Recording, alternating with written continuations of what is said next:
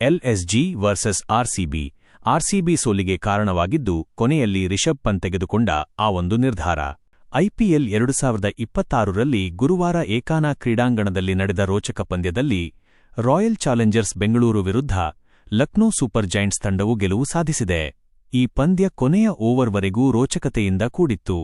20ನೇ ಓವರ್ನಲ್ಲಿ royal Challengers Bengaluru ಗೆಲ್ಲಲು 20 ರನ್ಗಳ ಅಗತ್ಯವಿದ್ದಾಗ ಮೈದಾನದಲ್ಲಿ ಹೈವೋಲ್ಟೇಜ್ ನಾಟಕ ನಡೆಯಿತು. ಆ ಕ್ಷಣದಲ್ಲಿ ರಿಷಬ್ ಪಂತ್ ತೆಗೆದುಕೊಂಡ ಆ ಒಂದು ನಿರ್ಧಾರ ಮತ್ತು ಅವರ ನಾಯಕತ್ವವು ಎಲ್ಎಸ್ಜಿ ತಂಡಕ್ಕೆ ಜಯವನ್ನು ಖಚಿತಪಡಿಸಿತು.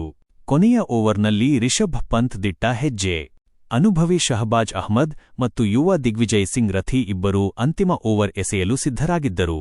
ನಾಯಕ ರಿಷಬ್ ಪಂತ್ ಆರಂಭದಲ್ಲಿ ಶಹಬಾಜ್ಗೆ ಚೆಂಡನ್ನು ನೀಡಲು ಬಯಸಿದ್ದರು, ಆದರೆ ಮಿಚೆಲ್ ಮಾರ್ಷ್ ಅವರೊಂದಿಗೆ ಸಮಾಲೋಚಿಸಿದ ನಂತರ ನಿರ್ಧಾರವನ್ನು ಬದಲಾಯಿಸಲಾಯಿತು ಮತ್ತು ಚೆಂಡನ್ನು ರಥಿಗೆ ನೀಡಲಾಯಿತು. ಈ ಸಮಯದಲ್ಲಿ ಶಹಬಾಜ್ ತುಂಬಾ ಕೋಪಗೊಂಡಂತೆ ಕಂಡುಬಂದರು ಮತ್ತು ಪಂತ್ಗೆ ಚೆಂಡನ್ನು ನೀಡುವಂತೆ ಒತ್ತಾಯಿಸಿದರು. ಪರಿಸ್ಥಿತಿ ಎಷ್ಟು ಉದ್ವಿಗ್ನವಾಯಿತು ಎಂದರೆ ನಾಯಕ ಪಂತ್ ಮೈದಾನದಲ್ಲಿ ಶಹಬಾಜ್ ಮೇಲೆ ಕೋಪಗೊಂಡರು. ಕೊನೆಯಲ್ಲಿ ಪಂತ್ ತಮ್ಮ ನಿರ್ಧಾರದಲ್ಲಿ ದೃಢವಾಗಿ ಉಳಿದು ಚೆಂಡನ್ನು ರಥಿಗೆ ನೀಡಿದರು. ದಿಗ್ವಿಜಯ್ ರಥಿ ಅವರ ಕೊನೆಯ ಮ್ಯಾಜಿಕ್ ಓವರ್.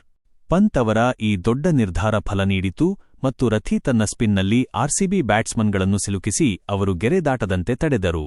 ರೊಮಾರಿಯೋ ಶೆಫರ್ಡ್ ಮತ್ತು ಕೃನಾಲ್ ಪಾಂಡ್ಯ ಅವರಂತಹ ಆಟಗಾರರು ಓವರ್ನಲ್ಲಿ ಒಂದೇ ಒಂದು ಸಿಕ್ಸರ್ ಹೊಡೆಯದಂತೆ ದಿಗೇಶ್ ತಡೆದರು. ದಿಗೇಶ್ ಕೇವಲ 10 ರನ್ಗಳನ್ನು ಬಿಟ್ಟುಕೊಟ್ಟರು. ಅಂತಿಮವಾಗಿ ಆರ್ಸಿಬಿ 9 ರನ್ಗಳಿಂದ ಪಂದ್ಯವನ್ನು ಸೋತಿತು. ಪಂತ್ ಮಾಸ್ಟರ್ ಸ್ಟೋಕ್ ಗೆಲುವಿಗೆ ಕಾರಣ. ಲಕ್ನೋ ತಂಡವು ಪಂದ್ಯವನ್ನು 9 ರನ್ಗಳಿಂದ ಗೆದ್ದಿತು.